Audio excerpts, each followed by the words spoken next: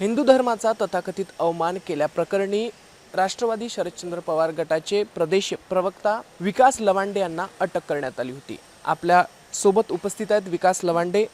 पूर्ण प्रकरणाविषयी आपण जाणून घेऊ। काय पूर्ण प्रकरण होतं, काय सांगाल? खरं तर वारकरी संप्रदायामध्ये मनुवादी विचाराच्या, वर्णवर्चस्वादी लोकांच्या विचारांची घुसखोरी झालेली आहे। त्या संबंधातला मुद्दा होता। संतांचा जो भागवत वारकरी संप्रदाय आहे हा कुठल्याही प्रचलित धर्माचा नाहीये। संतांच्या भागवत वारकरी संप्रदायामध्ये सगळ्या जाती धर्माचे लोक वारकरी आहेत। तिथे कुठल्याही प्रकारचा भेदभाव नाही, वर्णवर्चस्ववाद नाही आणि म्हणून सगळ्यांना अधिकार असलेला वारकरी संप्रदाय जो आहे तो शुद्ध आचार विचाराचा, संतांच्या विचारात टिकला पाहिजे। तिथे अन्य धर्मीय कुणी येऊन आपला अजेंडा चालवत असेल तर तिथे भारतीय जनता पार्टी RSSच्या लोकांनी, मनुवादी विचाराच्या लोकांनी, वर्णवर्चस्ववादी विचाराच्या लोकांनी सातत्याने कीर्तनाच्या प्रवचनाच्या माध्यमातून धार्मिक द्वेष पसरवण्याचा प्रयत्न केलेला आहे आणि आपला अजेंडा कीर्तन प्रवचनातून मांडून वारकरी संप्रदाय हायजॅक करण्याचा प्रयत्न चाललेला आहे। त्या संदर्भात आम्ही अशी भूमिका मांडलेली आहे की तुम्ही राज्यघटनेने तुम्हाला प्रत्येकाला अभिव्यक्ती स्वातंत्र्य दिलेलं आहे, भाषण स्वातंत्र्य आहे, विचार स्वातंत्र्य आहे, लिखाण स्वातंत्र्य आहे। तर तुम्ही तुमच्या वैदिक सनातन धर्माचा प्रचार प्रसार करत राहा, तुम्हाला तुमचा अधिकार आहे ना। पण तुम्ही तुमच्या धर्माचा किंवा तुमच्या सनातन वैदिक धर्माचा प्रचार प्रसार करण्यासाठी ज्ञानोबा तुकोबांच्या गादीचा वापर करू नका, वारकरी संप्रदायाचा कीर्तनात प्रवचनाचा वापर करू नका। तुम्हाला तुमचं व्यासपीठ आहे ना शिल्लक। त्यामुळे वारकरी संप्रदाय हा शुद्ध आचार विचारांचा आहे। तिथे कुठलाही जातीभेद केला जात नाही,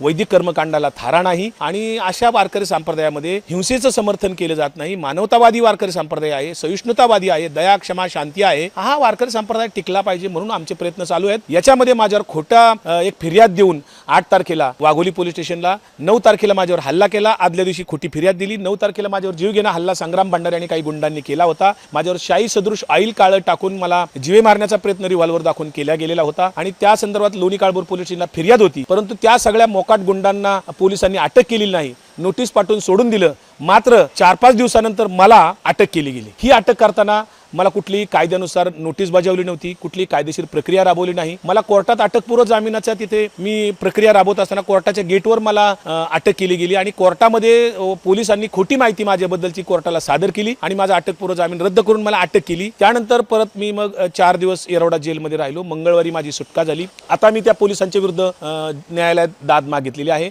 2 तारखेला त्याची पुणे न्यायालयामध्ये सुनावणी आहे। निश्चित घटनेच्या वेळी पूर्ण प्रक्रिया कशा प्रकारे झाली होती? तुम्हाला एका जीवे ठार मारण्याची तुम्ही जो आरोप केलाय, मी माझ्या हवेली तालुक्यामध्ये आळंदी मातोबाची नावाचे एक गाव आहे, त्या गावामध्ये मी प्रवचनकार आहे। मी वारकरी संप्रदायातला पिढ्यानपार आहे। मी प्रवचन करण्यासाठी त्या गावात गेलो होतो। माझं नियोजित प्रवचन तिथे सकाळी होतं 9 तारखेला। ते प्रवचन संपून मी गावाच्या बाहेर आल्यानंतर तिथे एका निर्जन स्थळी मला मागून 2-3 गाड्या अचानकपणे आल्या आणि त्यांनी मला अडवलं। मला धमक्या, शिवीगाळ, दादागिरी केली, धक्काबुक्की केली आणि मला रिव्हॉल्वर पण दाखवले। तर तिथे मला मग त्यांनी त्या स्मशानभूमी होती तिथे त्या गेटच्या आतमध्ये ढकलून नेलं आणि तिथे माझ्यावर शूटिंग करायला लावून 40 सेकंदाचा व्हिडिओ त्यांनी प्रकाशित केला आणि माझ्यावर ऑइल ओतलं आणि त्यानंतर मी लोणी काळभोर पोलीस स्टेशनला फिर्याद दिली। अद्यापपर्यंत त्या आरोपींना अटक झाली नाही। मला रोज जीवे मारण्याच्या धमक्या येतात, सोशल मीडियात येतात, मेसेजेस येतात। मी त्या संदर्भात पुणे पोलीस आयुक्तांना, महाराष्ट्र राज्याच्या मुख्यमंत्री असतील, पोलीस महासंचालक असतील, या सगळ्यांना फिर्याद दिलेली आहे लेखी पुराव्यानिशी सगळे, परंतु अद्याप कोणालाही कारवाई झालेली नाही आणि मलाच मात्र अटक केली गेली। हे दुर्दैव आहे। ही सरकार पुरस्कृत ही दादागिरी आहे। सरकार पुरस्कृत भारतीय जनता पार्टीने माझी मुस्कटदाबी करण्याचा हा प्रयत्न केलेला आहे। माझ्या अभिव्यक्ती स्वातंत्र्यावर हा घाला घालण्याचा प्रयत्न केलेला आहे। त्याचा मी निषेध करतो। मला कुठल्याही भीतीने मी